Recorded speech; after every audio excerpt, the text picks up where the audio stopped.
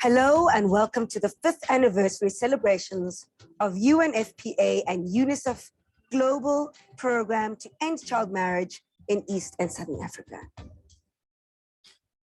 It's 2021 and shockingly child marriage is still happening. Since 2016, we've been working to bring about a swift and decisive end to child marriage in the region. We celebrate our common goal as many countries working together as one to put an end to this practice. 21 countries across East and Southern Africa have come together for the next 2 days to create sustainable, measurable, and real change. This is an issue that affects all of us, regardless of race, gender, or nationality. Our work is not only about stopping something that fundamentally needs to come to an end, but also about creating a legacy where girls and young women have the power to make decisions about their bodies, take ownership of their future, and impact the world as agents of change. We look forward to the next 2 days and wish the delegation and audience an inspired, productive, and powerful session. Let's honor our collective efforts, share our successes, listen and learn from one another, and not be afraid to speak up in one voice to say #EndChildMarriage. Welcome to the UNICEF UNFPA Global Programme to End Child Marriage.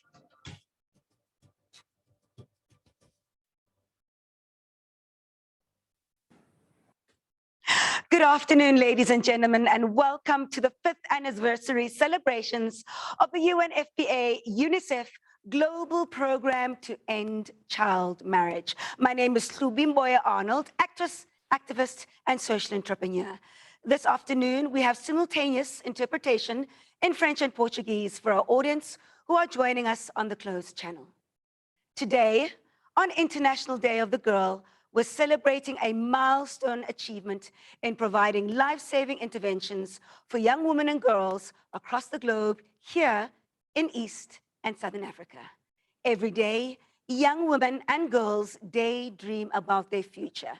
They aspire to create a future where everyone is equal. They dream about being game changers in education, politics, or on the stage. They want to be safe, heard, and valued.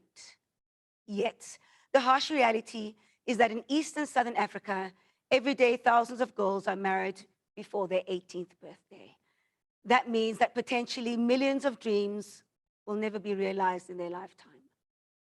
However, UNFPA and UNICEF have been working together since 2016 in Ethiopia, Mozambique, Uganda, and Zambia to empower these young women and girls to change their trajectory through the Global Programme to End Child Marriage. Over the next 2 days, we'll hear from a panel of government partners, technical experts, young people, and child marriage advocates. We'll be reflecting on the success stories and lessons learned across the region over the past year. Through our future lens, we will map the way forward on eradicating child marriage by 2030. Please follow the conversation in the chat box and tell us who you are. Tell us where you're from and your hopes for this anniversary. Onde que vem e partilhe conosco essa celebração. Também temos Twitter, Instagram and UNICEF Africa. It is my pleasure to introduce Dr. Bennett Ndianabanji, the UNFPA Regional Director to East and Southern Africa, to give his welcome remarks. Over the past 12 years, Dr. Bennett Ndianabanji has provided leadership as Deputy Representative to Nigeria, South Sudan, Sierra Leone, Afghanistan, and Liberia country offices, successfully driving the implementation of country programs, improved government relationships, and enhanced resource mobilization efforts. Over to you, Dr. Bennett. Excellency Honorable Mutare Narumango, Vice President of the Republic of Zambia, Mrs. Gracia Machel, Chairperson of the Gracia Machel Trust, representatives from governments, regional economic commissions, civil society organizations, development partners, youth leaders, colleagues, and friends. Good afternoon. Today, we are celebrating a milestone event, the 5th anniversary celebration of the UNFPA-UNICEF Global Programme to end child marriage in East and Southern Africa. Today is also a flagship day, the International Day of the Girl Child. This is an opportunity for us to address the challenges girls face every day. Ladies and gentlemen, let us pause for a second and reflect that it is now 2021. The world is at the cusp and peak of modernity, yet we are overlooking a worrying gap in our humanity. When I was a young physician in Uganda in the 1990s, I saw young girls go through traumatic childbirth. Obstructed labor led to injuries such as fistulae, ruptured uteruses, and death of babies and frequently of mothers. I saw young girls take care of babies, and it was a heartbreaking sight to see children taking care of children. Child marriage is a perfect yet dark storm that can snuff out the light of a girl's future, her health, her education, safety, and her future are in peril. Let us think about the reality of a child bride. She will most likely drop out of school, get pregnant, and risk her life, experience gender-based violence, contract HIV and other sexually transmitted infection. That is their dark reality and a dream crusher. Marrying young destroys the future of thousands and millions of young girls who can be change makers, community champions, and even world leaders. Esteemed guests in East and Southern Africa, pregnancy-related complications are the leading cause of death among adolescents aged 15 to 19 years. Too young to die. Time is against us. The world is racing to meet the Sustainable Development Goals by 2030. Goal number 5 on gender equality and empowering women and girls specifically targets ending child marriage. The world and our leaders recognize that we need to combat harmful practices of child, early, and forced marriages. We have reiterated this commitment and pledged financial support at the ICPD Nairobi Summit. Esteemed guests, we do have victories. The prevalence of child marriage has decreased in East and Southern Africa progressively. That is one small victory because 1 in 3 girls aged 20 to 24 still marry before her 18th birthday. 1 is too many. We need to hit the target of 0. This is our goal 5 years ago when UNFPA and UNICEF launched the Global Programme to end child marriage. The program focuses on countries that have a high burden of child marriage. It is designed around a package of evidence-based interventions formulated to reduce child marriage based around the following. We need to keep girls in school. We need to provide girls with life skills and sexual and reproductive health services. We need to address harmful social and cultural norms linked to child marriage. Not an easy task and definitely needs collective action. The program rests on a solid foundation of robust and multi-sectoral partnerships. With the strong support of the governments of Belgium, Canada, Italy, the Netherlands, Norway, the United Kingdom, the European Union, and Zonta International, we are on the right track. Excellencies, dear partners, in the first 4 years of the program, we reached 7.9 million adolescent girls across Africa and beyond. Great numbers, but much still needs to be done. The next 2 days, governments and partners will reflect on our collective journey to end child marriage in the region. We will also take stock of our inroads in promoting the rights of adolescents and empowering them. Additionally, we focus our periscope into the future by zoning on new and emerging areas, such as the climate crisis and COVID-19. The pandemic altered our world and has negatively impacted our interventions and derailed our progress. This is on top of the climate crisis, which is creating turbulence in the lives of adolescents. A UNICEF study recently shows that up to 10 million more girls are at risk of becoming child brides by 2030 due to COVID. In Malawi, a UNFPA-supported study showed that an additional 13,000 cases of child marriage were reported from January to August 2020, compared to the same period in 2019, coupled with an increase of 11% in teenage pregnancies. Excellencies, distinguished guests, we are now in the decade of action towards the SDGs. We, as UNFPA and UNICEF, commit to step up our efforts to end child marriage, teenage pregnancies, gender-based violence, and FGM. We call on our partners in East and Southern Africa to ramp up investments that empower young girls and women.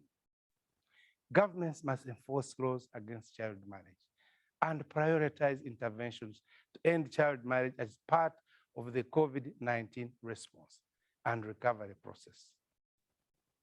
I am no longer a young physician in Uganda, as you can see, yet I still carry the vision of all girls achieving their potential. I'm not the only one with this vision. All of us see this clearly. Together as one, we must continue to find innovative ways to protect girls' rights. Let us deliver the support, resources, advocacy, education, and information to ensure that no girl's future is lost to child marriage and no young girl is left behind. Please join us on this journey. I thank you. Thank you, Dr. Benediana Banji, UNFPA Regional Director for East and Southern Africa. Next up, I have the honor and privilege to introduce today's keynote speaker, Mrs. Gracia Machel.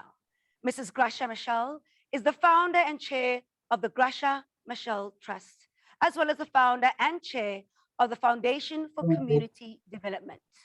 She is also a social activist and the deputy chair of the Elders. Mrs. Machel is a member of the UN Secretary General's Sustainable Development Goals Advocacy Group. A very, very warm welcome to Mrs. Gracia Machel. Thank you very, very much.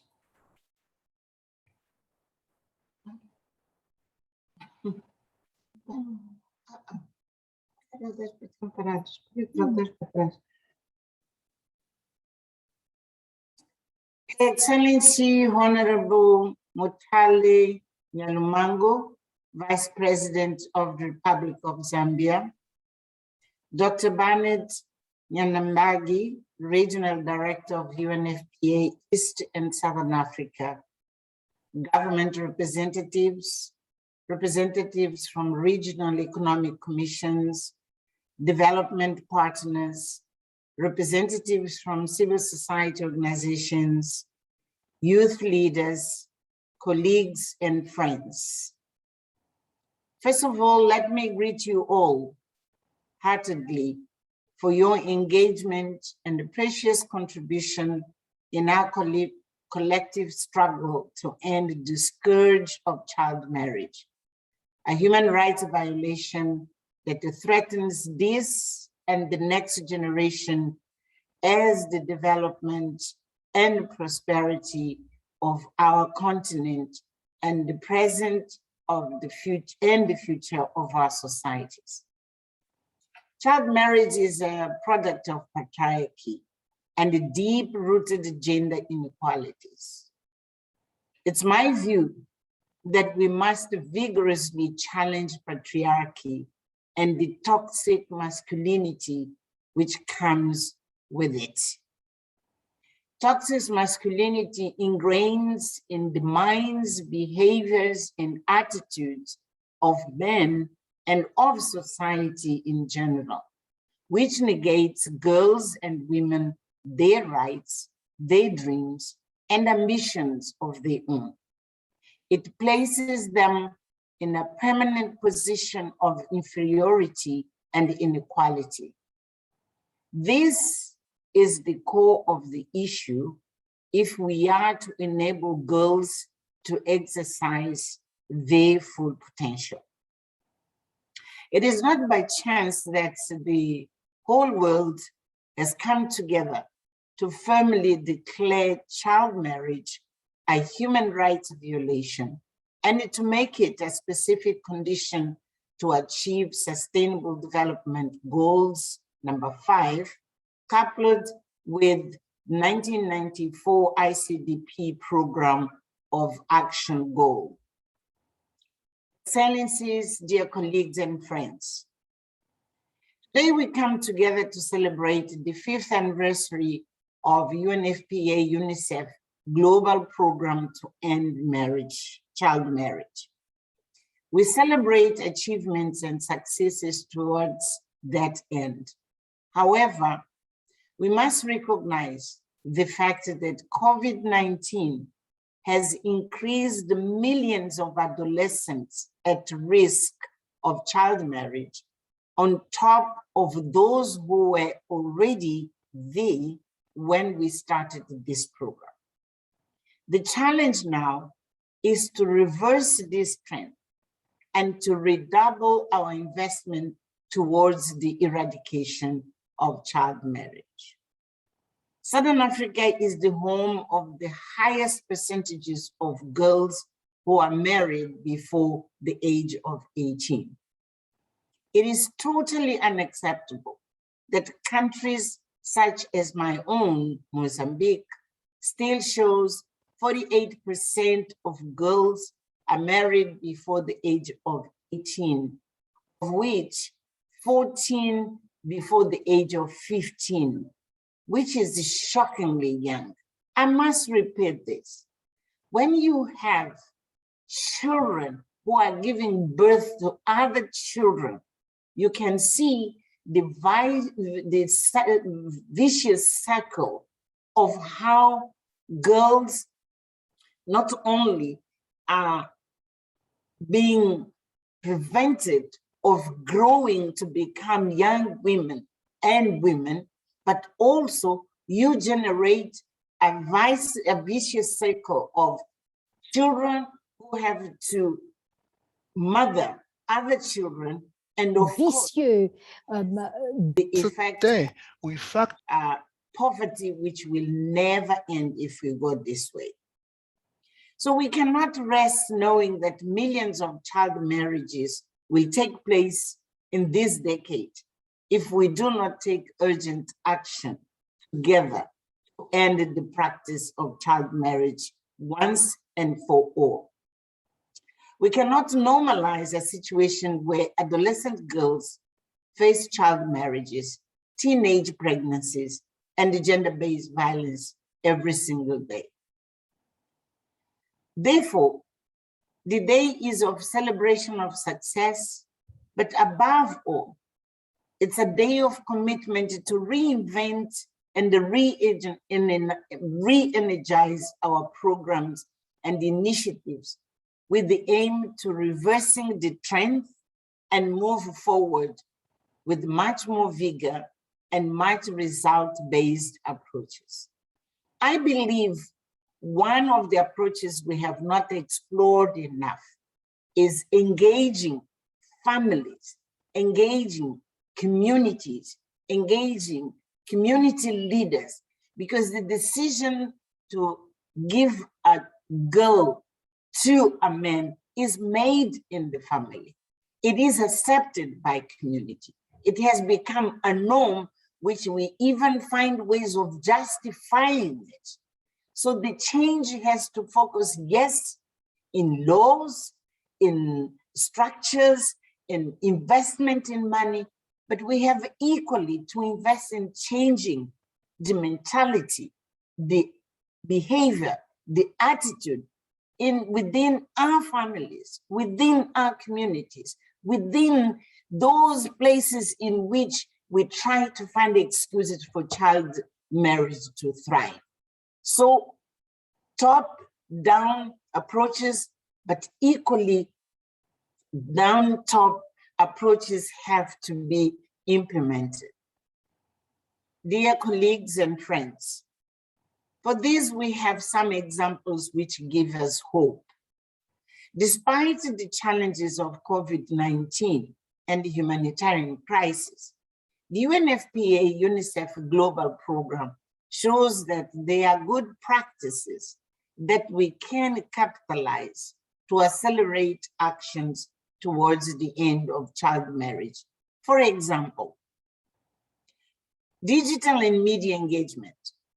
UNFPA and UNICEF country offices and partners have explored other means to reach young people with education and key messages while schools were closed.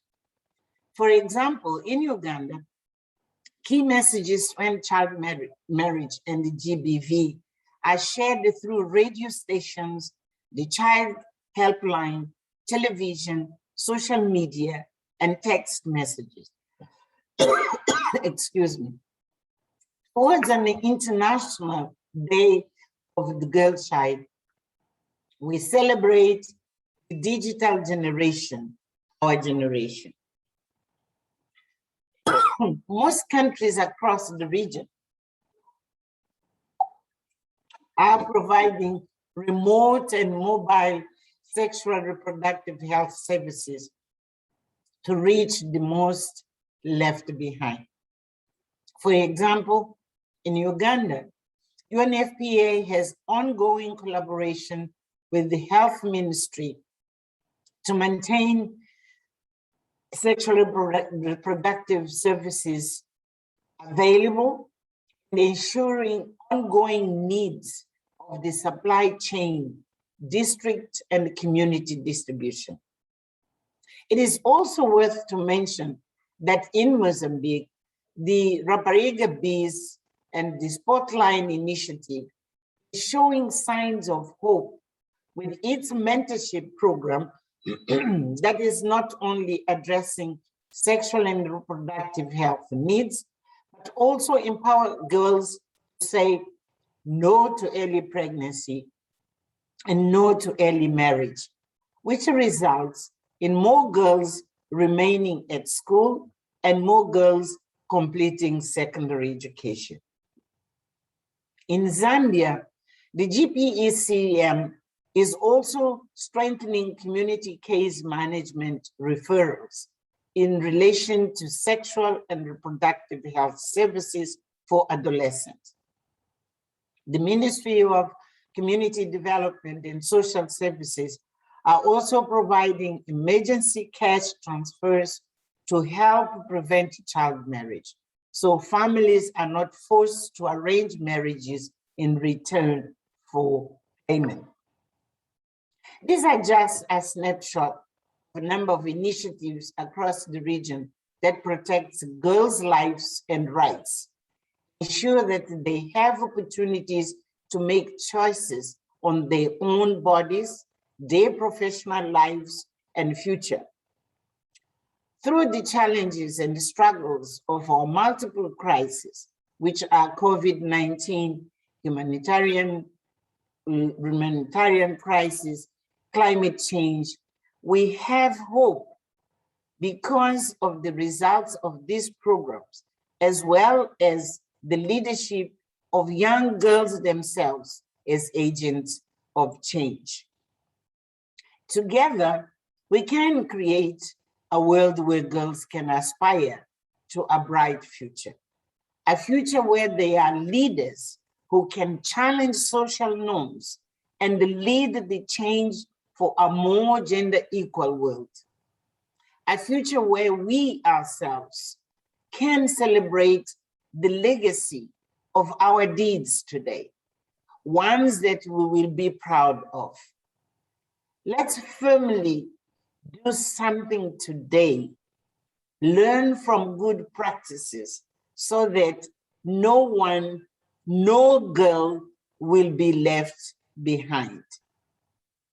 We must be boldly ambitious in our investments today in the girl child So we sow the seeds of a new generation of unconstrained women to thrive. I hope in 1 year's time, when we celebrate the International Day of the Girl Child, we can bring much more positive examples of how action at a community level is beginning to bear fruits. I hope also we'll be able to multiply, to replicate the good experiences we are talking about, to make sure that they generate a movement in each country, in our regions, southern and eastern regions, so that we begin to see a movement in which families, communities, leaders, schools, districts, provinces, they really have very concrete actions to tackle child marriage.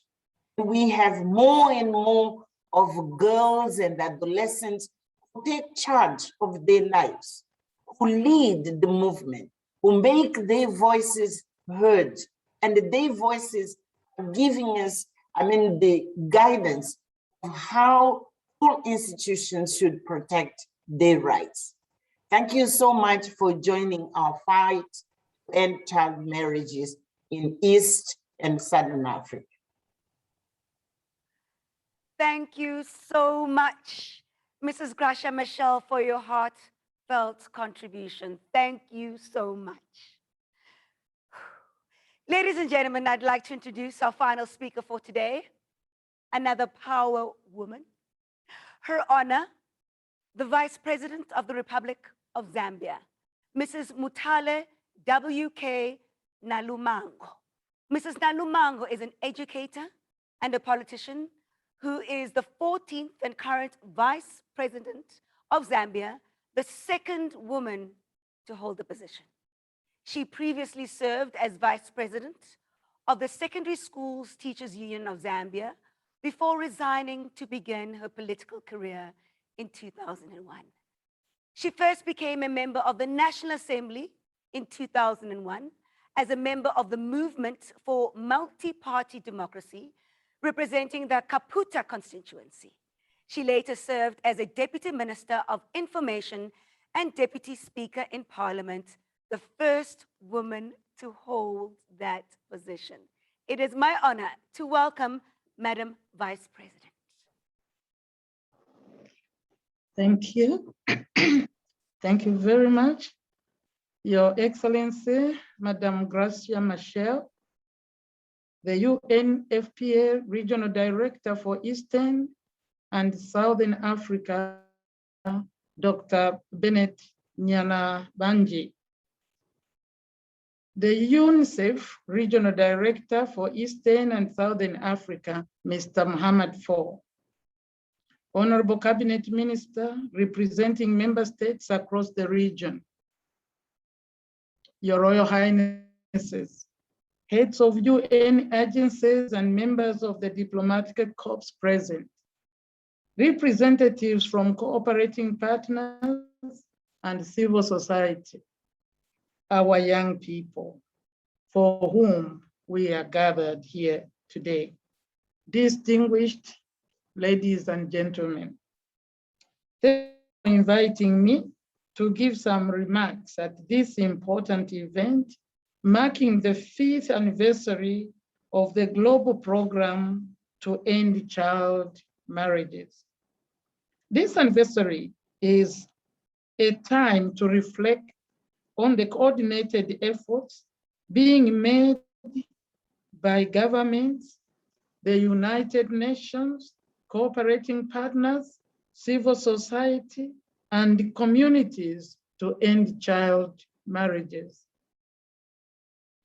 Therefore, our collective goal is to let children be children without fear of harassment of any kind. It is worth noting that child marriage is a gross violation of international law, contravening the rights of children, especially girls, enshrined under the Convention on the Rights of the Child, the Convention on the Elimination of All Forms of Discrimination Against Women, and the African Charter on the Rights and Welfare of the Child. Addressing child marriage is critical for achieving sustainable development goals, as well as the African Union's Agenda 2063. Sadly, current data shows that of the 20 countries with the highest levels of child marriage in the world, 15 are here in Africa. Our continent has countries with child marriage rates as high as 75%. Before the COVID-19 pandemic, more than 100 million girls were expected to marry before their 18th birthday in the next decade. Now, up to 10 million more girls will be at risk of becoming child brides. This is very much an issue in our region. Here in Zambia, an estimated 29% of women are married by the age of 18, while teen pregnancy rates are also estimated at 29%. Distinguished guests, ladies and gentlemen, let me state that there is no one single cause of child marriage in our countries. Though high poverty levels and lack of opportunities are important factors influencing the gender dimensions of child marriage, which are also very important. This includes gender norms and power relations, which are key drivers that require urgent attention. Further, in many cultures, a girl is considered fully mature when she enters puberty. Yet such attitudes and beliefs can often deprive her of her childhood and her right to education. One thing we see in many countries in sub-Saharan Africa, including in Zambia, is a clear inverse correlation between child marriage and girls' education. Those girls completing secondary school have a much smaller risk of being married by the age of 18. There is also substantial research which demonstrates that access to information regarding sexual and reproductive health reduces teen pregnancies and ultimately child marriage. Zambia, like many other countries in our region, has mainstreamed comprehensive sexuality education in schools and has invested significant efforts in making health services on reproductive health accessible to the young and adolescents. Distinguished guests, ladies and gentlemen, in Africa, if Africa is to fulfill the ambitious vision outlined in Agenda 2063, cross-sectoral action is required. This will include tackling poverty, the lack of opportunities for girls, barriers to accessing education, and addressing negative social and cultural practices and gender inequality. By emphasizing girls' rights in the African Union Agenda 2063, member states should continue to build on the strong evidence that investing in girls potentially yields huge returns for positive socio-economic development of our nations. Here in Zambia, we are a new government, but we will continue to prioritize the ending of child. Mais nous allons continuer à mettre. Working with international partners, we will continue to ensure the protection of young people's rights, including the prevention of gender-based violence, increasing girls' access to education, and improving young people's health and well-being. In 2013, Zambia launched a campaign to end child marriage, and we were the champion on ending child marriage at regional level. The current government commits to continuing these efforts, as well as accelerating action to increase access to secondary education, especially for the girl children, as well as addressing gender-based violence and gender inequality.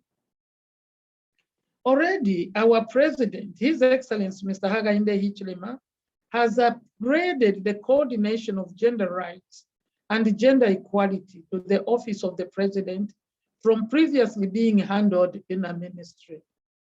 This attests to the commitment that our government has already shown to address gender disparities, strengthen gender equality, and address the harmful social norms and practices that perpetuate child marriages.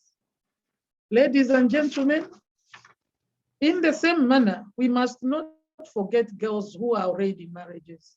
Our government will not give up on them, and we will continue to work to provide access to education, economic opportunities, and health services, including HIV prevention and sexual and reproductive health. This will help enrich their lives and provide better prospects for a bright future.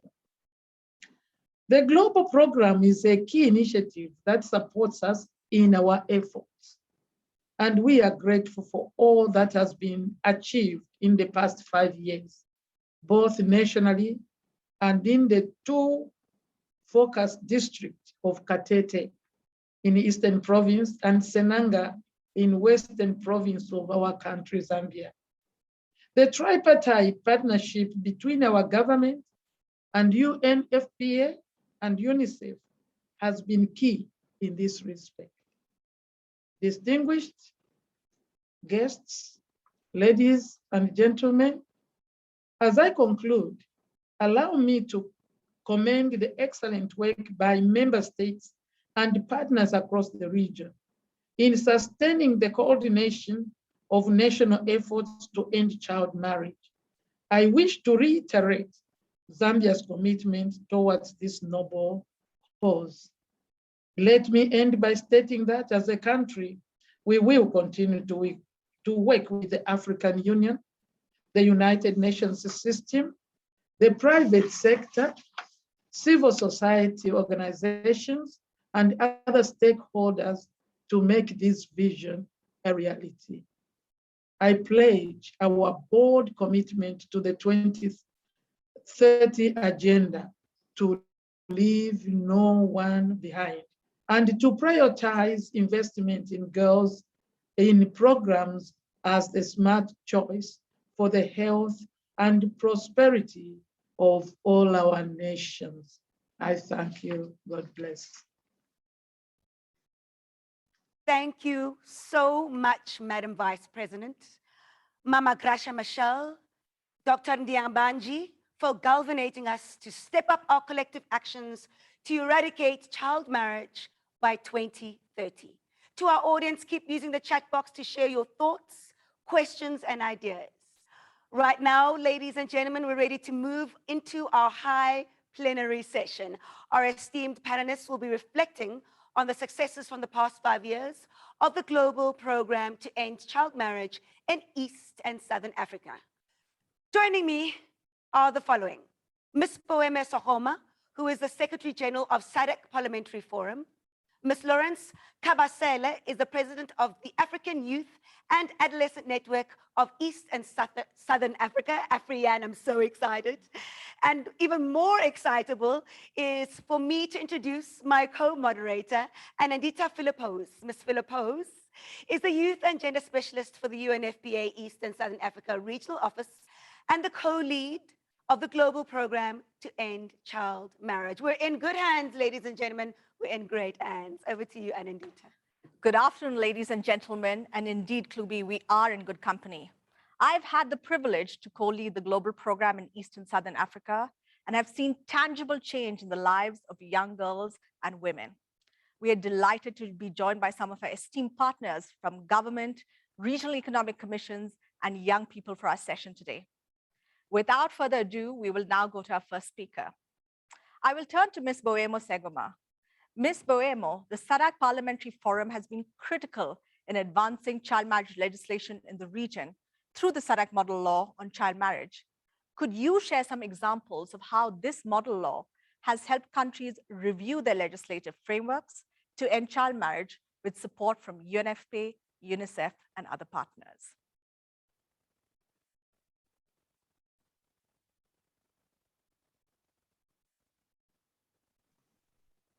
Apologies. Thank you very much, Anandita, and your co-moderator.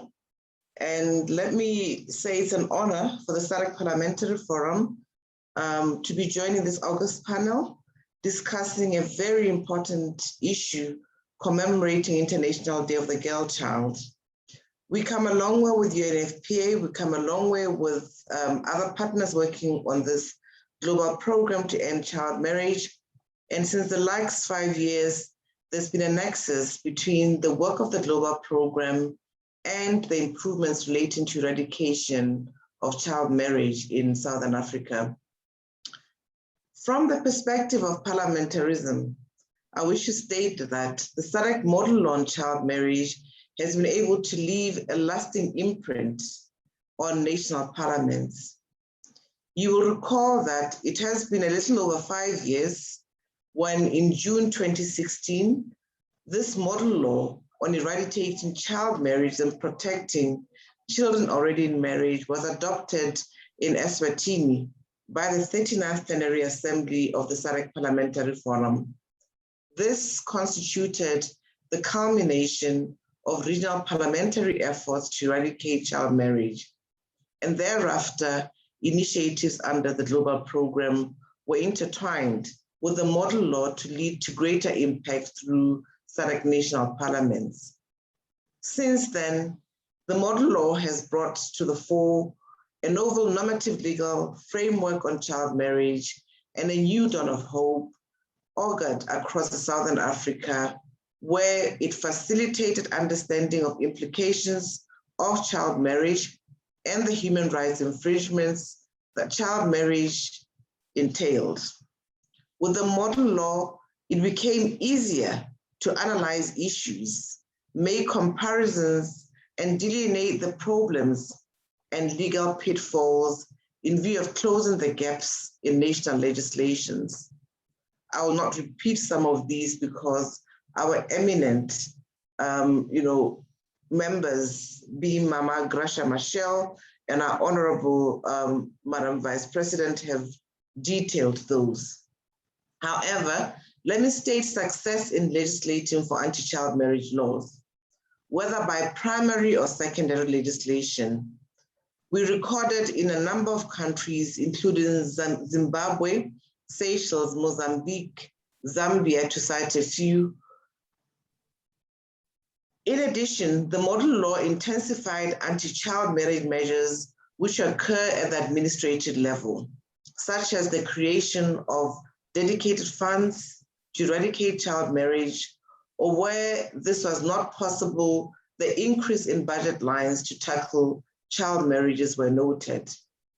Since child marriages have to be dealt with from a multi-pronged approach, the model law also exposed the linkages which had to be addressed on comprehensive sexuality education, on early and unintended pregnancies, and the right to safe abortion, all of which are issues that interweave with child marriage. We saw several ministries coming together and forming multi-sectoral collaborations. We saw the African Union come down to REX to collaborate and ensure that these linkages are not lost. The forum has also observed that at least 10 out of the 15 or 16 SADC member states have made considerable improvement in anti-child marriage measures in the last 5 years. Moreover, at least 8 SADC member states have comprehensive sexuality education in school curricula, which sensitizes children on child marriage and the legal age of marriage. This is the course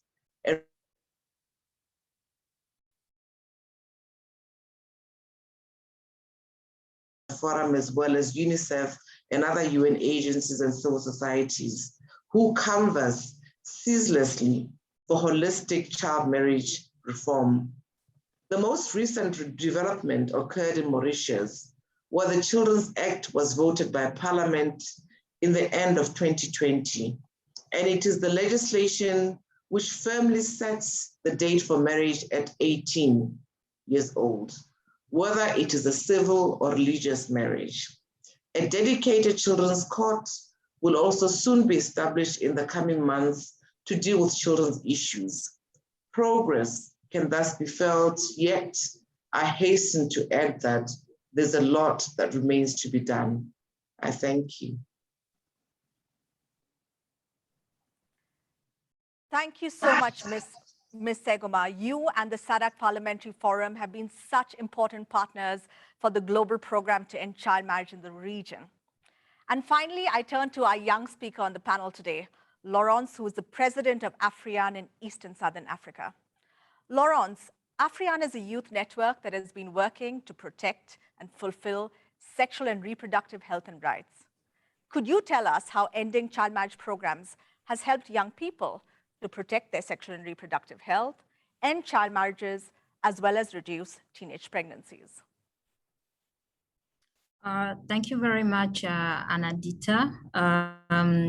Thanks. I would like, first of all, to thank the organizers for bringing young people on board, for bringing AFRIAN on board, to contribute on us, and speak on what us as young people have done.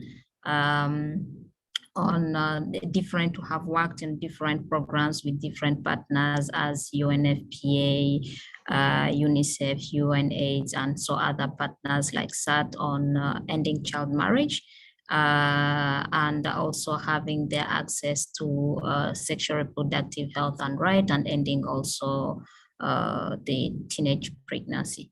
So as AFRIAN, as we know, it's a network. We have country chapters. We have programs that we are working with our different partners, let it be at the country level and let it be at the regional level.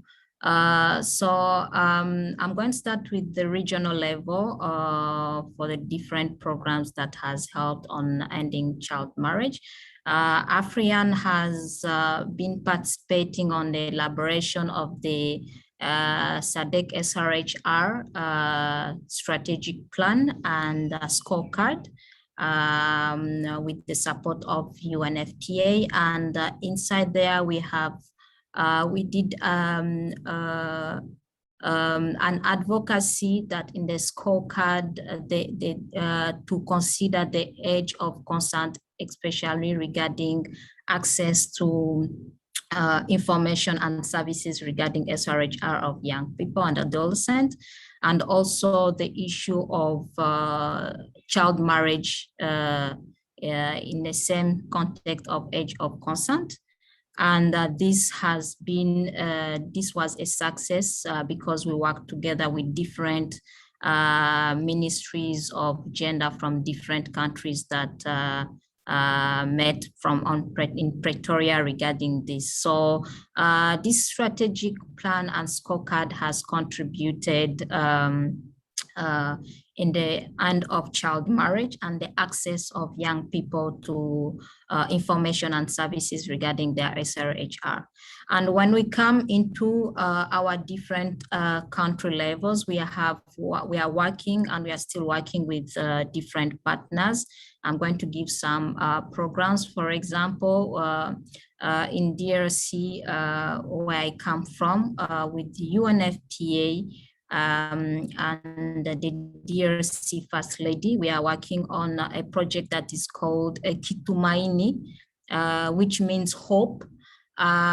This is an initiative, or I can say a program for multi-sectoral program that enables thousands of Congolese adolescents and girls to have access to their sexual reproductive health and right comprehensive education, and also access to quality services regarding their sexual reproductive health and right. But on the side, also having a mentorship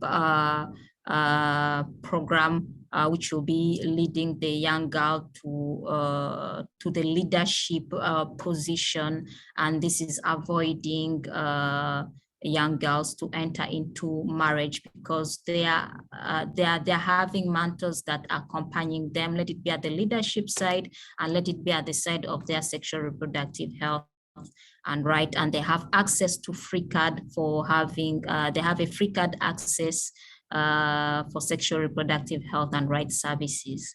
So when we come to Tanzania, Namibia, and some other countries that we have put in place the Youth Wives program with the support of SAT. The Youth Wives program, it's helping us on digital health platform campaign to make sure that during this time of COVID, that young people still have access to information regarding their sexual reproductive health and right, and also leading them to the closer centers where we have partnered with to have access to those services. And without forgetting, we also launched with UNFPA the Red to Child Marriage campaign in 2016. And this Red to Child Marriage campaign was an amazing work that we did, where we set in place the main engagement network regarding the end of child marriage. The traditional leaders and religious leaders network, where there were our ambassadors on ending child marriage in different countries and villages where we worked, where the campaign was launched, and the community leaders also with parents that we worked on making them understanding the importance of education of young girls in Africa, and that the child marriage had many consequences on the young girls' health and the young girls' empowerment. So this campaign has been very successful, and it was a campaign worked with UNFPA support since from 2016 to 2017.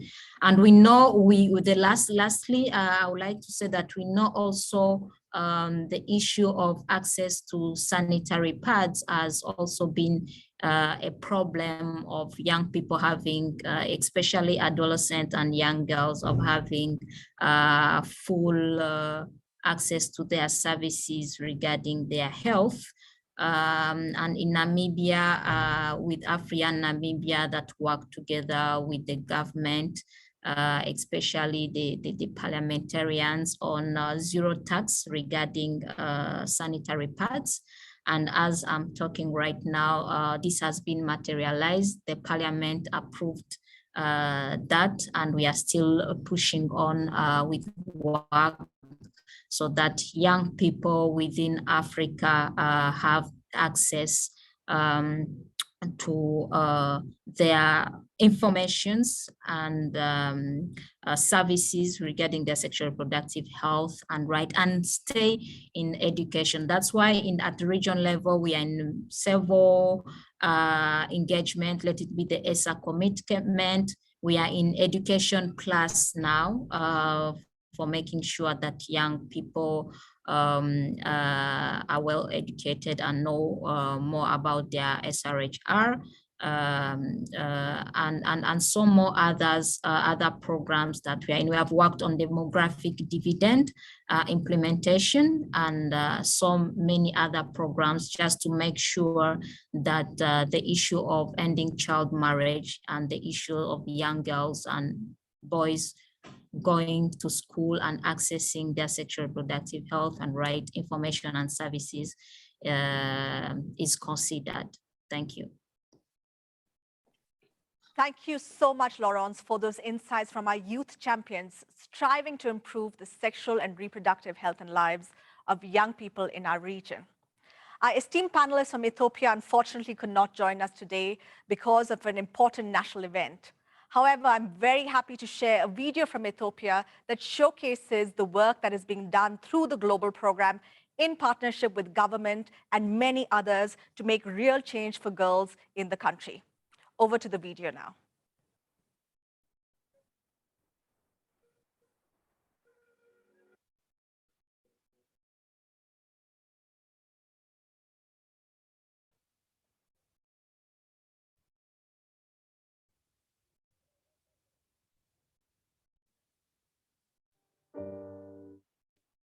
ህይወቴ እንግዲህ ያው ብዙ ውጣ ውረዶች አሉት። እንግዲህ አንዳንድ ጊዜ ብዙ መሰናክሎችን አልፈን እዚህ ደረጃ ላይ ደርሻለሁ። ብዙ ውጣ ውረዶች አሉ። ከቤተሰብ አኳያ ለመማር ሲባል ብዙ ነገሮች አሉ።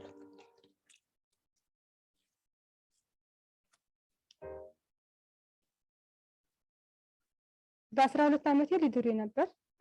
ከዛ እንዳልዳር ሆኛለሁ በራሴው መብት። የነሱ ምክንያት ከእናቴ ጋር ነው የምኖረው። መሬት ነበራት። ያን መሬት አውርሳ እኔም እሷ ጋር እንድኖር ለማድረግ ትፈልግ ነበር። ምክንያቱም ሌላ ልጅ የላትም። ትዳር በምን ላይ መመስረት አለበት? አንደኛ ለእሷ በፍላጎት መመስረት አለበት። ሁለተኛ ነገር በቃ ትዳር በፍቅር መመስረት አለበት። ትዳር በገንዘብ አይሆንም። ትዳር በፍላጎት በመተሳሰብ ነው ትዳር መመስረት ያለበት ማለት ነው። ይሄን ብዬ ነው ትዳር የሚገልጸው። ጮኜ ይሄዳል እኛ ጋር። እኔም እየተጠራጠርኩ እያለ ጓደኞቿ ያው ልታገባ ነው ጮኛ መጣላት ምናምን ሲባል እና ያወቅኩት ልጆች ሲያወሩና አዲስ እንግዳ ሲመጣ ነው። ራሴ ያለኝ ዓላማ ምን ነበር? እኔ ራሴ ተምሬ ልክ ራሴን እያስተዳደርኩ እናቴን መደገፍ ፈልግ ነበር። ዓላማዬ ብዙ ነገር ፈልግ ነበር። ያው ገጠር ስለሆኑ ብዙም እንትን ያሉት ማያገናዝቡት ትምህርት እንደምወድ ቢያውቁ ያው ትምህርቱ ተምራ እዚህ ደረጃ ደርሳለች ብሎ ሀሳብ የላቸውም ነበር።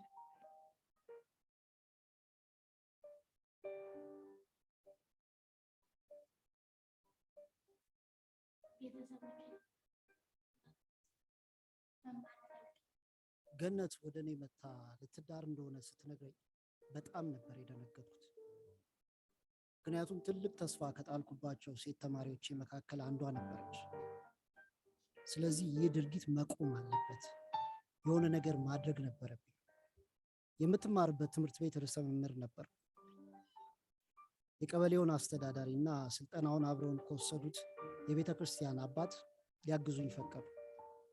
እንዴት ማቆም እንዳለብን በነገሩ ላይ በሚስጥር ተወያየንበት። ገነት ያለችበትን ሁኔታ ስነግራቸው ኃላፊነት አለባቸውና ሊያግዙኝ ሙሉ ፈቃደኞች ነበሩ። ቤተሰቦቿን ማሳመን ከባድ ስራ እንደሆነ ሁላችንም እናውቃለን። ከንብረትና ከክብሩም በላይ የልጅ ልጅ የማየት ፍላጎት ነው ያላቸው። ይሄ የተጋፈጥነው ከባድ ፈተና ነበር። ገነት ለእናቷ ብቸኛ ልጅ መሆኗን እንደ ጥሩ አጋጣሚ ተጠቀምንበት። ገነት አቅሟ ስላልጠነከረ አሁን ብታገባና ብታረግዝ በወሊድ ጊዜ ህይወቷን ልታጣ እንደምትችልና እናቷም እንኳን የልጅ ልጇን ልታይ ቀርቶ ብቸኛ ልጇን ገነትንም ልታጣት እንደምትችል አስጠንቅቀን ነገርናቸው። አባቷም ይህንን የወንጀል ተግባር ካላቆመ ህግ ፊት ሊቀርብ እንደሚችል ነገር። መጀመሪያ ላይ በጣም ከባድ ነበር። ወደኋላ ግን ቤተሰቦቿ ነገሩን እየተረዱት ሀሳባችንንም ተቀበሉት።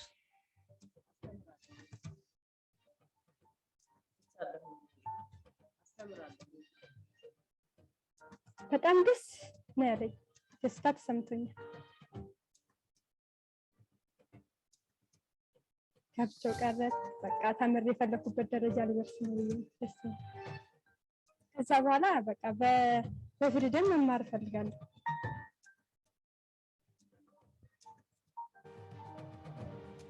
ከአካባቢው ላይ ያው ምን ልጅቷ እኮ በመብቷ ነው ዝም ብላ የምትተዳደረው እና የቱነች ቦታ ሰጣት እና የቱነች ለቃት መረም ይሏት ነበር።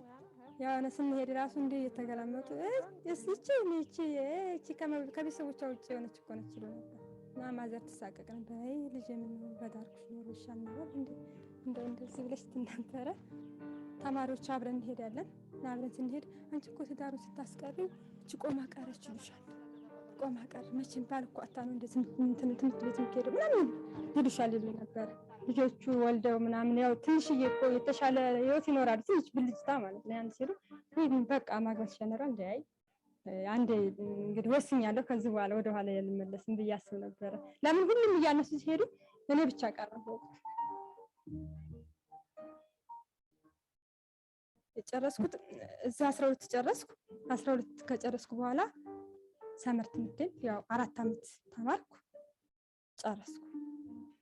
ስመረቅ እንኳን እኔ እናቴ በጣም ደስ ብሏት ነበር ጥሩ ደረጃ ላይ መድረሴ። እንደገና ደግሞ እነኛ ያሽሟጠጡት ሰዎች እንደዚህ ያሉት በቃ የምር አንደኛ እንደነኝ ተንከባልም ተሽከርክሬም ያው አስደስቻታለሁ። ማስተማር ትልቅ ነገር ነው።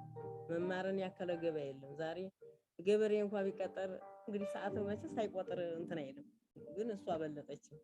እኔ በመሃል አጨናግፋትል አይሆንም በማለቷ ይሆንና ለኔም ጠቃሚ ሆነኛል። ዲፕሎማ ያስኩት ያው በሂሳብ ስፔሻሊስት ነው። እዛው ተወለድኩበት ቦታ ላይ አማስተምረው ማለት ነው። እና የተወለድኩበት ቦታ አደግኩበት ቦታ ማቃቸው ልጆች አስተምራለሁ። ሰው ተምሮ ሰው ይሆናል ብለው አያስቡም ነበር። አንደኛ ያንን በዛው በቦታ ላይ ማሳየቴ ደስ ይለኛል። ሁለተኛ ነገር ደግሞ እነኛን ልጆች ልክ በጥሩ ሁኔታ ቀርጬ እንዳወጣ እነሱን መክሬ ማህበረሰቡ እንዲቀየር አደረግ ነበር።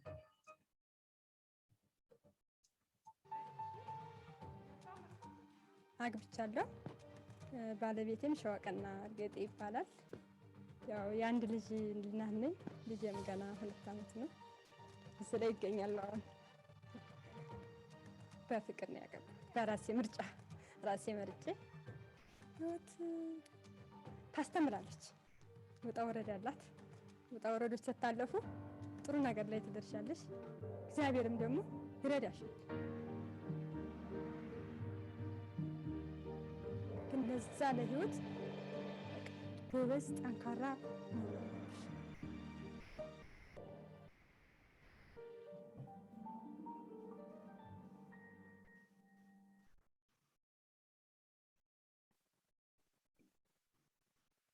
What a powerful and moving video that shows the real impact of child marriage on the lives of adolescent girls in Ethiopia. And really, and also how much of change can happen to an adolescent girl if we end child marriage. With that, I would like to thank Ms. Segoma as well as Laurence for sharing your work and inspiring us with your actions to end child marriage. Your contributions are a true reflection of some of the huge successes we have had in the region in moving forward the agenda to end child marriage. I will now hand back over to Klubi to moderate the rest of the session. Thank you, Anandita. I'm still so emotional about what I just saw. I don't know how to place it, and I hope that Ms. Boemo and Laurence, I would love you to be reflective about that really powerful video that Anandita just spoke about and what we just saw, and just a sum up of the session for today.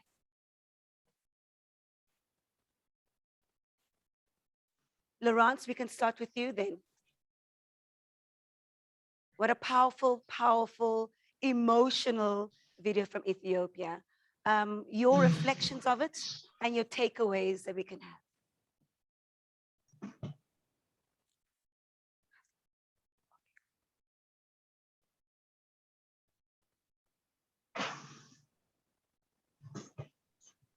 May I proceed if Lorato is still?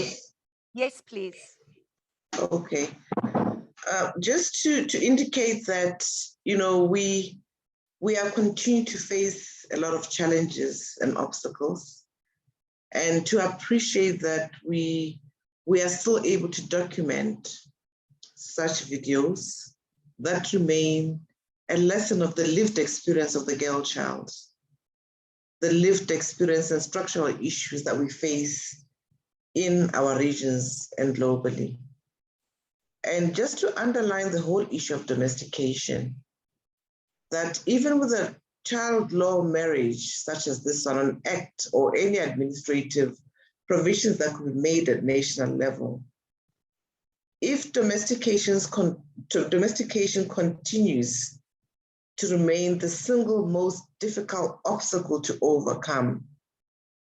We will sit in meetings, we will discuss these issues, we'll come as many with resolutions as we can, but then the bulk of international best practice found in the model laws that we all put together, found in the conventions and treaties that we have, will not change the lived experience of the girl child.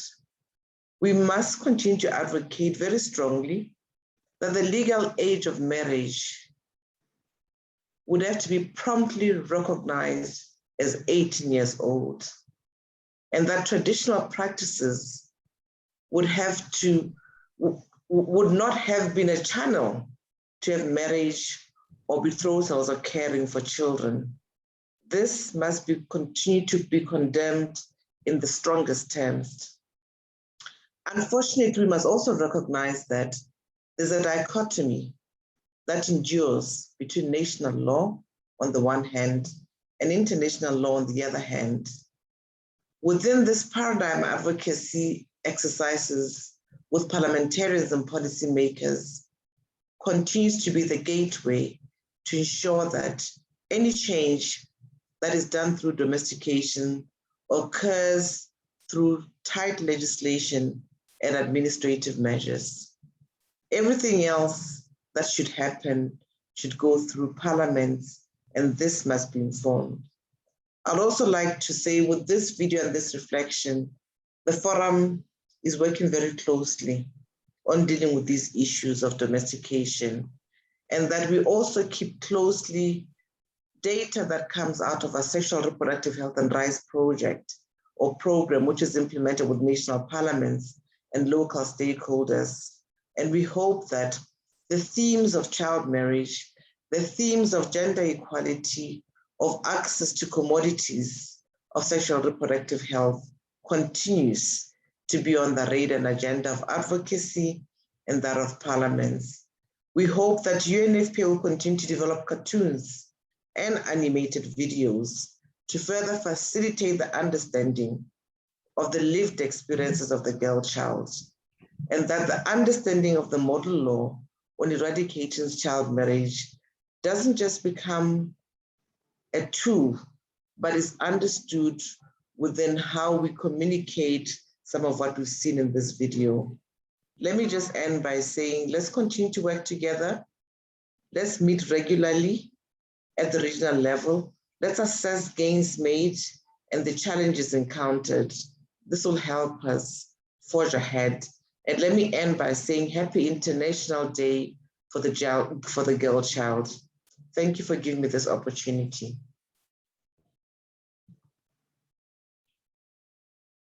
Thank you so much, Ms. Bueno, for those beautiful, beautiful feedback on our Ethiopian video. And Laurence, obviously I cannot leave you out of this conversation. Please give us your reflections about the video that we just saw about child marriage in Ethiopia and your takeaways from the session. Over to you. Okay, thank you very much. From the video, it's showing that we have, again, much work to do. And this can't be done only on one part. It means that we have il faudrait que let it be young people on their side of the responsibility. Traditional leaders, artists, religious leaders, parliamentarians, partners, that we have still much to do. And it will be great for us to have different champions, especially on the side of religious leaders and traditional leaders, because if we enter in different, let's go in villages, those are the people that we really, that the population really listens to.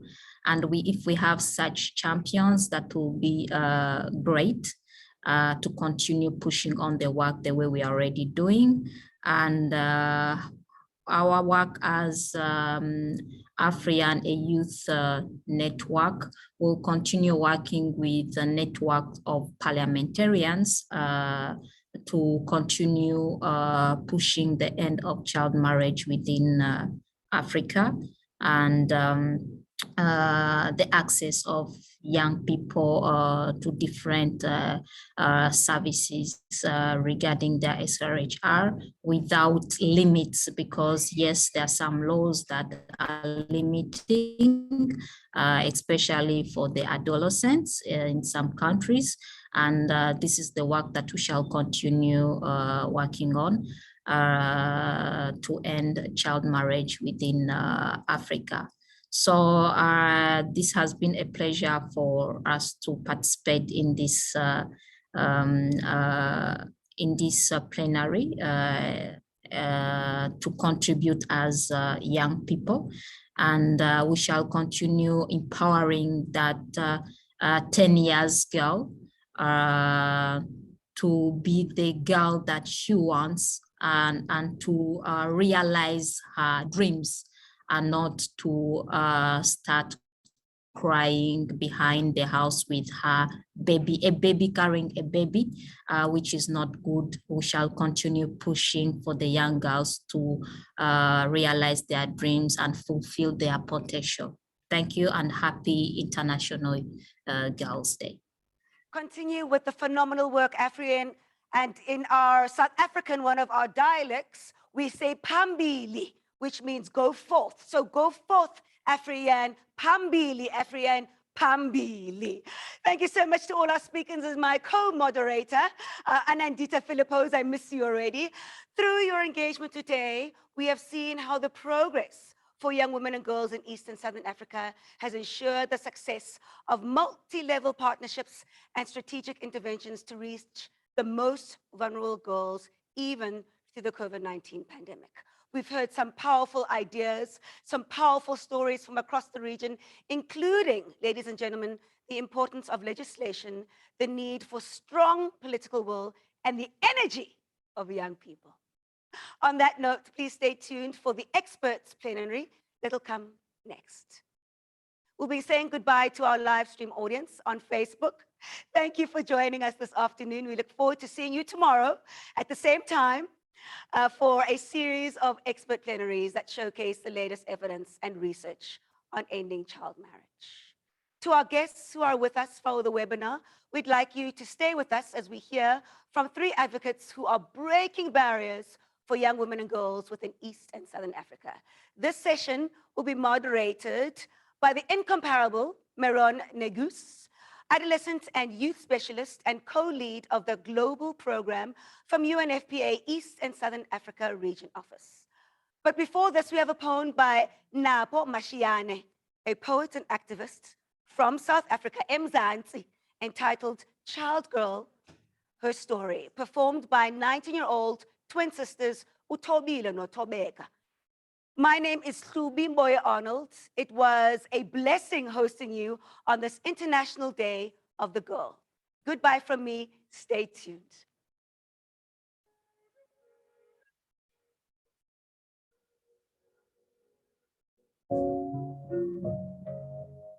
She, I, her, we are your wildest dreams that grew out of us, as if released from your fist. She, I, we are your loudest screams made of bloodlines and clan names, a veil between the living and the rising, the upcoming and the becoming.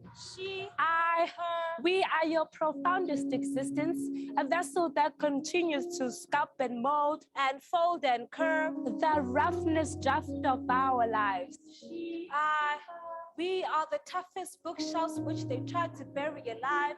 What they didn't know is that we are daughters made of soul mobu, that we are child girls that have been made out of 1,000 pages of flaws and claws, yet stitched together by her story, hers and she's, she, I, her. We are the highest beauty made of clay litsuba that matched so that our silence could choke us, that held oceans of tears for our cries eyes not to be filled with fears. She, I, her, we are the proudest pride made of defiance that rose and posed, that fell and pulled and stood still.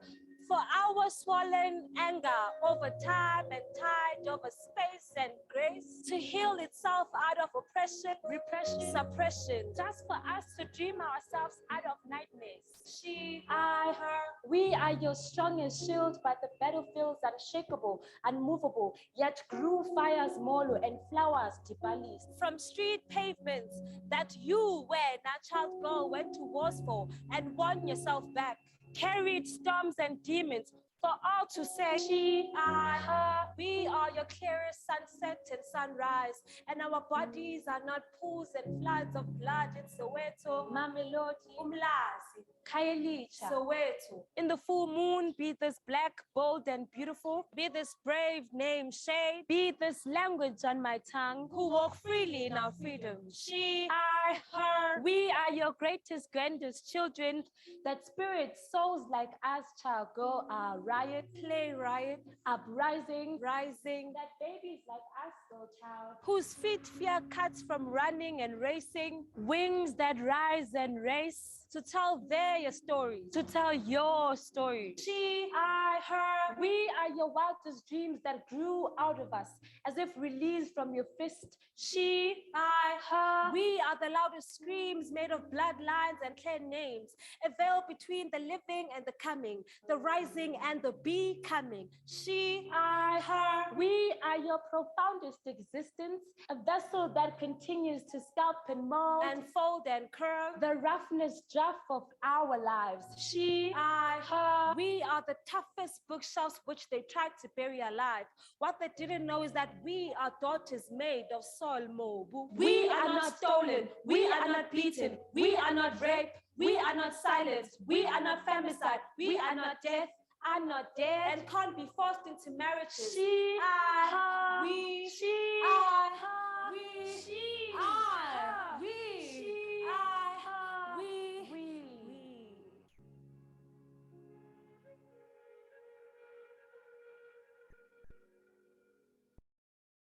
Good afternoon, ladies and gentlemen. My name is Meron Guse, and I'm excited to be moderating this discussion on the initiatives and evidence that support the work which UNFPA and UNICEF do through the global program. Our esteemed panelists are all champions in advancing the rights of young women and girls in Africa. I would like to welcome our first speaker, Nerida Tamburi, the head of Africa Engagement from Girls Not Brides. Ms. Tamburi is a human rights defender and lawyer from Kenya who over 15 years experience in the social justice and legal sectors in the East and Horn of Africa region. My second speaker is His Royal Highness Chief Madzimawe, the regional convener for Southern Region Council of Traditional Leaders of Africa, COSLA. Chief Madzimawe has served in the House of Chiefs, which advises government and the President of the Republic on matters of tradition and customs of any other matters referred to it. My third panelist is Dr. Anabil Erukar, the country director from Population Council Ethiopia. Anabil Erukar is a social scientist with over 20 years experience in Sub-Saharan Africa. Her work focuses on research and programs related to adolescents with a special emphasis on gender, child marriage, and child labor. Thank you, colleagues, for joining me today. My first question goes to Nerida. Girls Not Brides is an instrumental partner for the GPECM globally and in the region. What are the key areas of progress you have seen at community level in East and Southern Africa as a result of our partnership? Over to you, Nerida. Thank you so much, Meron, and good morning, good afternoon, and evening to all esteemed participants. First, I would like to sincerely thank UNFPA and UNICEF for extending an invitation to me to address you on behalf of Girls Not Brides. It's definitely an honor to be joining this eminent panel. So a brief background. So Girls Not Brides is a global partnership of over 1,500 members from over 100 countries who are all committed towards ending child marriage. And our members range from community-based organizations to national NGOs, to international NGOs, to youth movements, grassroots movements, all working with one common objective, seeing zero child marriages in one generation.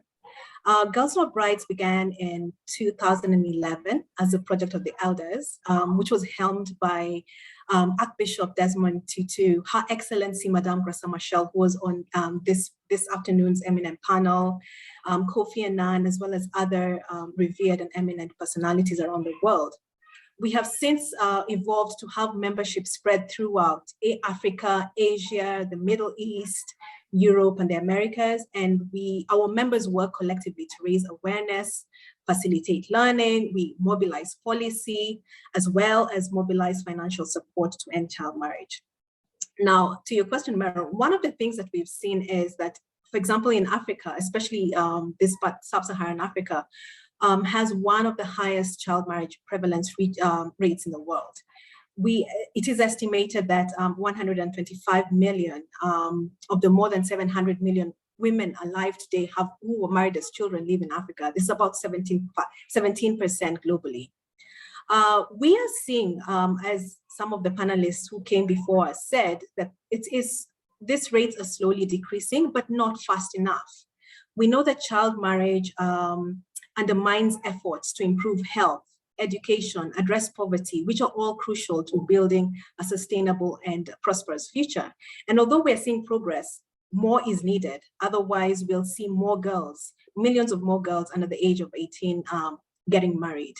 So at Girls Not Brides, our strategy to end child marriage, and especially our work with the global partnership the global program to end child marriage, can be summarized as centering girls. Girls are the center of all our work. And this means empowering girls, means prioritizing meaningful youth engagement to ensure that girls at risk of child marriage, as well as married girls, have the knowledge, have the networks, so that they're empowered to become agents of change in their own lives. And we also believe that changing perceptions by families and communities on the role of the girls, as well as changing social acceptance of harmful norms such as child marriage, is also essential towards getting us to our journey of ending child marriage. Third, we need to ensure, work with governments, work with stakeholders and communities to ensure that essential services are available to girls across sectors. For example, we have to make sure that girls can access youth-friendly services, youth-friendly health services, girls get quality education, and we also need to ensure that there's a robust legal and policy framework underscoring this all that creates an enabling environment for girls and women. And we know that it is only through working together in partnership that we can get to our goal. And finally, I also want to mention that no single strategy can end child marriage. So any change that takes place has to involve girls, has to involve communities, has to involve the government stakeholders, has to involve religious and traditional leaders, as well as community-based leaders and stakeholders. And this, if we catalyze this movement building at a national, community, regional, and global effort, and if we coordinate among ourselves across sectors and at different levels, it's only then, I think, that we will see the success of our work. Thank you, Meron.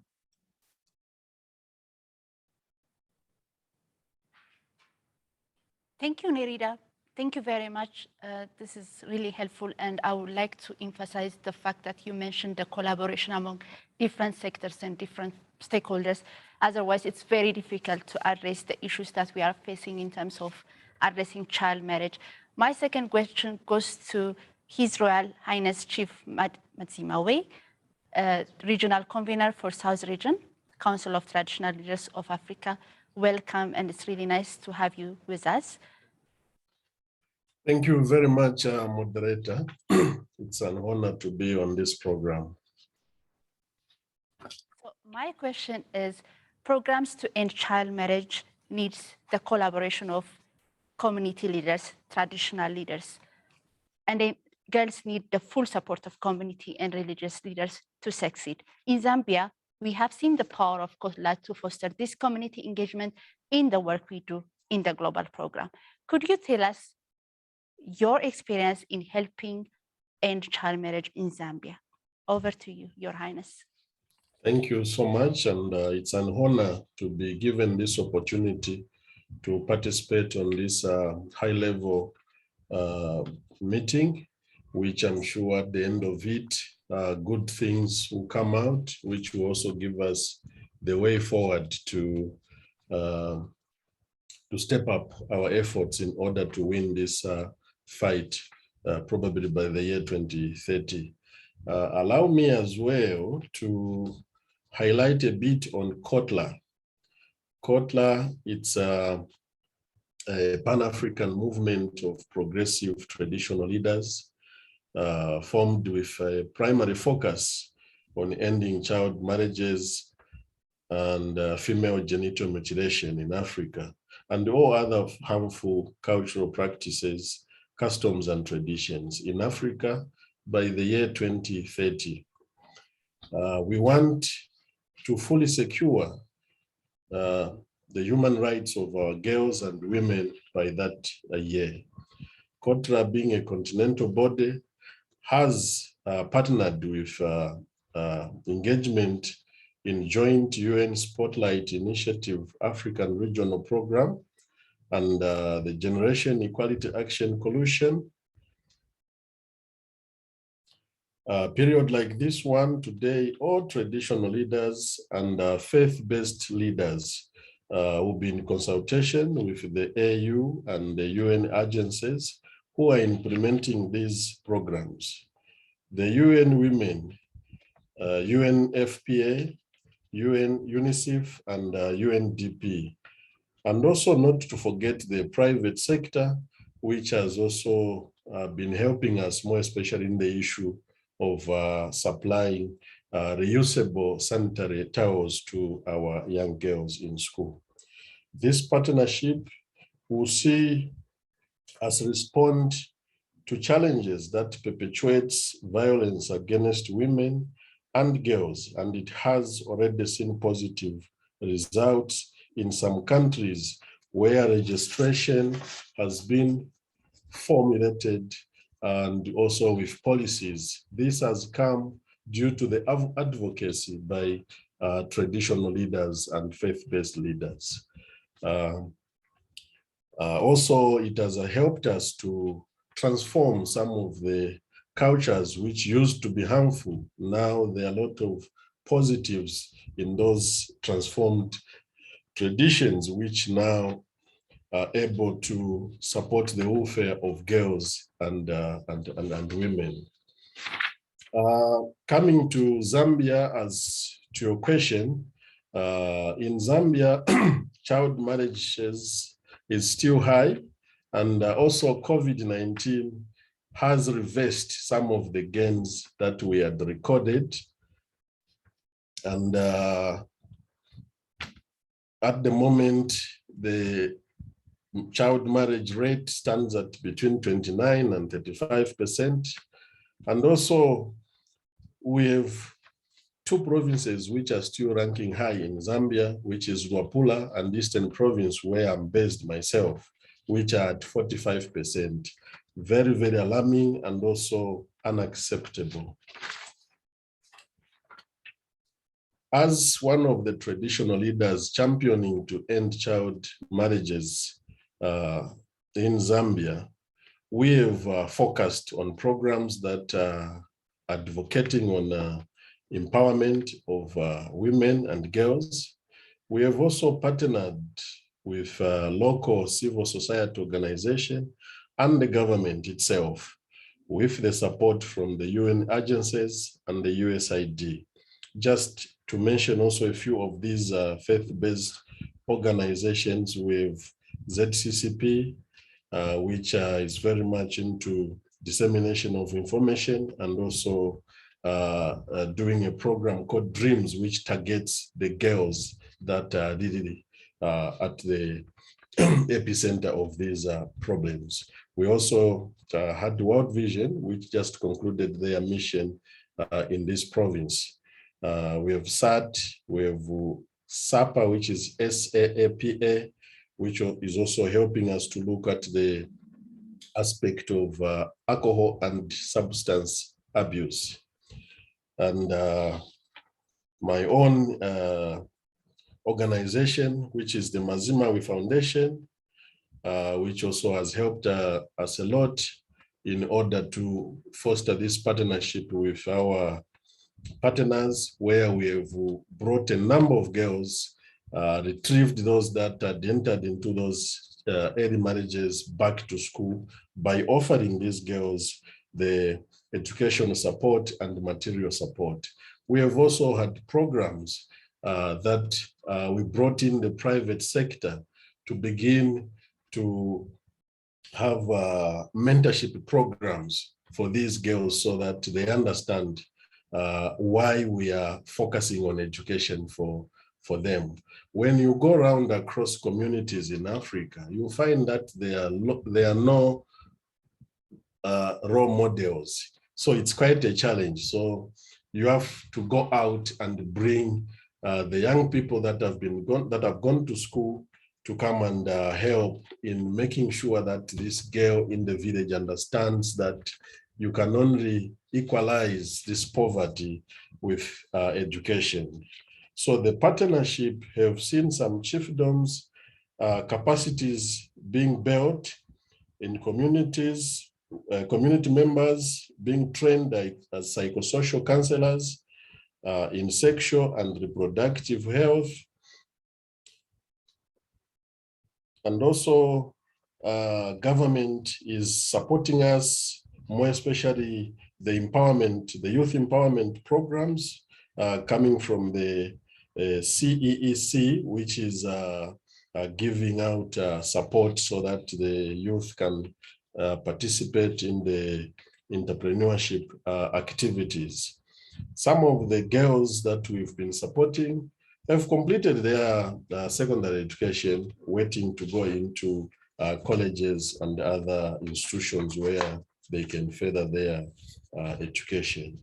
So in Zambia, we've continued as traditional leaders to continue to advocate to end child marriages, gender-based violence, which is also a key factor which drives child marriages, because in a community or home where GBV thrives, there will be a number of child marriages and teenage pregnancies. And also we have programs which are centered on empowering the adolescents with information on the dangers of child marriage and teenage pregnancies. We have also pushing to enhance positive behavioral change amongst the adolescents and the young people to create space to ensure that adolescents and young women achieve their highest potential. We also are looking at not leaving anyone behind. Hence, we are also in these programs embracing boys as well, so that they understand they should also begin now. We mold them as they grow up to begin to understand that girls need to be respected as human beings, just like the way boys are respected until they transition to become men. Also, we feel that one of the areas speakers talked about engaging, not the speakers, but I saw in the comments where they said artists need to be fully engaged. I also believe that if artists are engaged on a time-to-time basis, we can also improve, because we only engage artists mainly when they are public functions. And that does not really help us, because when you look at the video from Ethiopia, they are saying for us to achieve our objectives by the year 2030, this fight has to be 10 times faster than we are doing now. So in the meantime, I think that's my submission to thank you for giving me this opportunity. Thank you very much. Thank you very much, Your Highness, for gracing us with your presence. Indeed, without the engagement of traditional leaders, it's very difficult to end child marriage by 2030. Thank you again for being with us. My last question, last but not least, is to Dr. Annabel Erolkar. It's really nice to see you, the Country Director for Population Council, Ethiopia. So my question to you is, you led the research on the award-winning program Birhane Hewan in Ethiopia. Could you tell us what were the main findings of the evaluation of the program and how it helped to inform other adolescent girls programs after a decade of implementation? What are the lessons learned that are still relevant to inform the present ending child marriage programs gearing towards acceleration and eradication of the practice by 2030? Sorry for the long question. Over to you, Dr. Annabel. Thank you so much, Maran. It's a great pleasure to see you. And thank you. It's truly an honor to be at this critical and important event and sharing our experience with the Birhane Hewan program. So going back to 2002, we started the Birhane Hewan program, which is called Light, which is Amharic for Light for Eve. And this was a program that was designed to delay marriage in child marriage hotspots and also to support girls who are already married in Ethiopia. This was a project partnership between the Population Council, the Ethiopian government, and also UNFPA. And this first phase, this very early intervention addressed at child marriage, was a package of interventions. So we implemented community conversations to address social norms. We also provided school supplies in order to address the economic barriers to schooling. We offered families a conditional asset transfer in the form of a goat on the condition that they keep girls unmarried and in school for the 2 years of the implementation.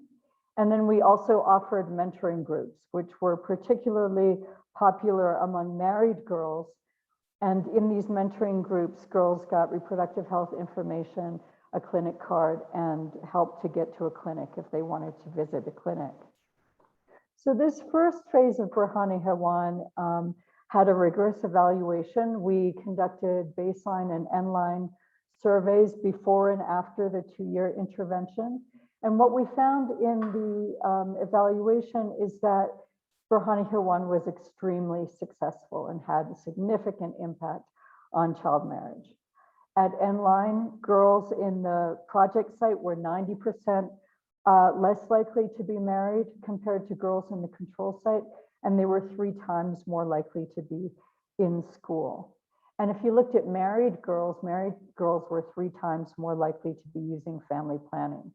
So this early intervention back in the early 2000s really did demonstrate that it is possible and feasible to make a significant impact in the reduction of child marriage in a relatively short period of time with community-based simple interventions. And then after this initial early pilot, we then, in the second generation of work with Birhane Hewan, we also expanded it beyond Ethiopia into Tanzania and also Burkina Faso. And in this second phase of the work, we tested more simple approaches. So we wanted to see if individual or simple approaches can have an impact on delaying the age of marriage for girls in these communities. And very importantly, we also collected costing data during this phase of the work. So during this phase, we did learn that yes, simple interventions can be highly effective in delaying the age of marriage, simple cost-contained interventions.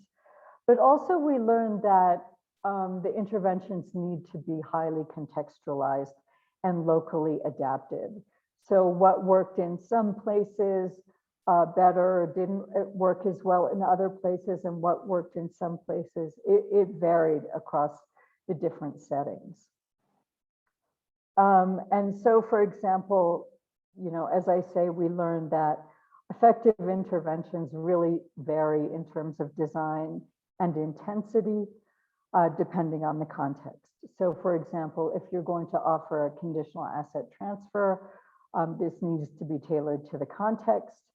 And as well, if you're going to use schooling as a strategy to delay the age of marriage, this is also predicated on the availability of quality schooling for girls that they can safely access.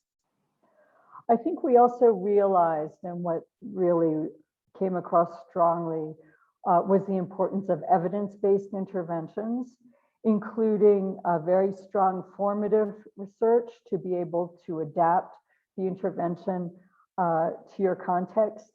And also, we still need to do more and more testing of what is effective at making an impact in the different settings in sub-Saharan Africa.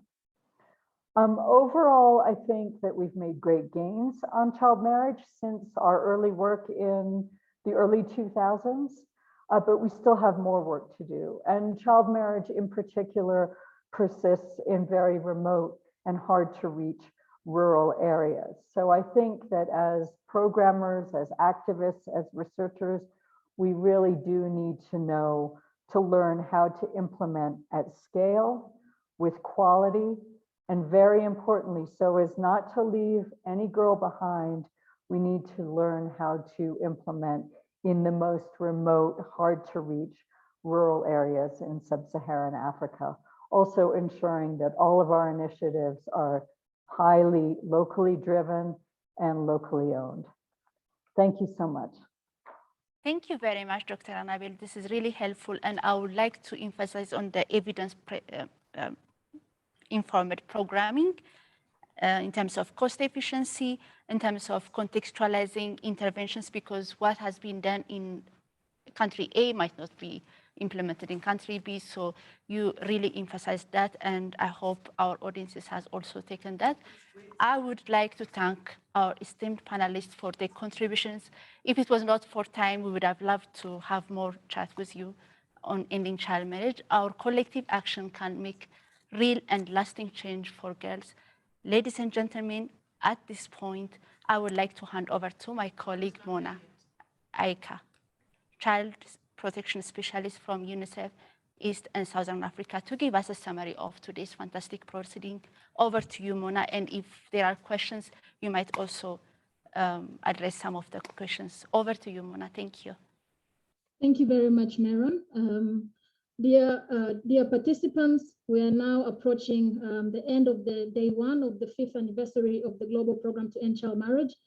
We have received some very good questions in the chat box, and in the interest of time, we will address all these questions and share this with you by email. We have all your contacts, so you will receive the responses to all the questions. Throughout the almost 2 hours from the start of this session, we have received great information on the importance of ending child marriage in East and Southern Africa region. We have heard from decision makers, we've heard from the young people themselves. We've also had a great poem on how we need to ensure that we include children in the decision making and ensure the world that is friendly and successful for them. I would like to thank all the panelists for the great insight provided during the panel discussions. I also want to thank you all dear participants, for connecting from the region and beyond, and for the great questions that have been asked. And as I said, we will respond to this by email, and you'll have all the answers in your emails. Also, I want to mention that we are now going to have a video that we'll share with you from the Global Programme in Zambia. This video documents the success of case managers who support girls to stay in school and live up to their full potential. Before we watch this video, I would like to encourage all our esteemed participants to also join us tomorrow as we hear from the experts on emerging issues and trends in child marriage, as well as the importance of public financing for children, which is required to sustain all our efforts in ending child marriage by 2030. It has been a pleasure to connect with you all this afternoon. And on behalf of the UNFPA and UNICEF, happy 5th anniversary of the Global Programme to End Child Marriage, and happy International Day of the Girl Child. Have a great evening. Can we now please play the video?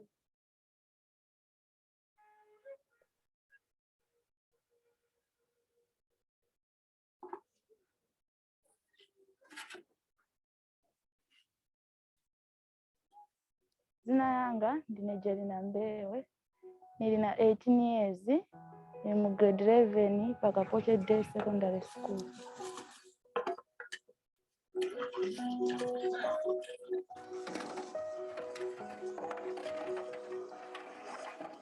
Naleka po school then nenza mu grade 8 chifukwa nenza organiza kuti nilibe nzeru chifukwa cha chili kalemba matesti kambiri nenza kondoferuka so chifukwa cha kuonjezerapo na utuntikana anzanga nenza naganiza kuti chabe nichite chane nileke school. Uyo mwana pambuyo apo anaoneka kuti nzeru zenze zochepekera ku school. Sono akapita ku school pesa kuti pena wabwerera ine pebe patini kumva kumkilasa mami. Sono ine lomba nongoganiza kuti ningamangoononga ndalama. Chili bwino mwana uyo achite bwanja aleke school. Sono ataleka school yanabwera maganizo kuti ambanga azingokhala chabe beta ngokwatiriwa chabe.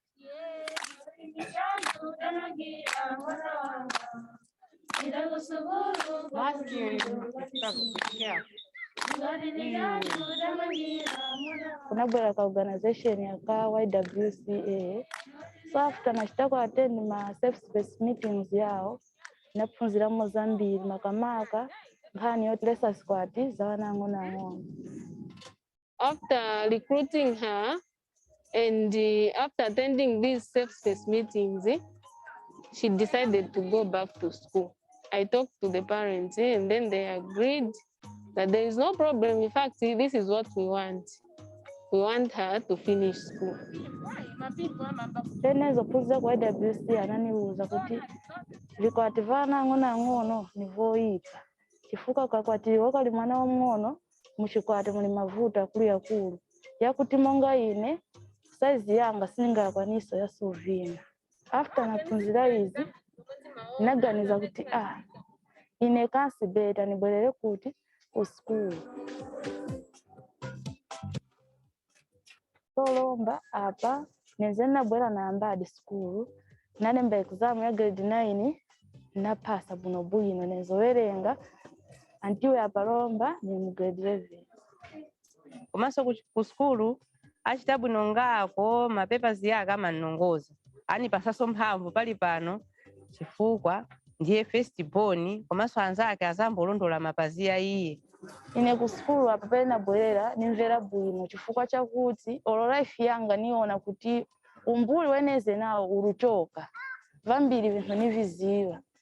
Nachita graduate YWCA nikaluphunzisa kwa anzanga zena ananiphunzisa wa YWCA chifukwa anachinja life yanga.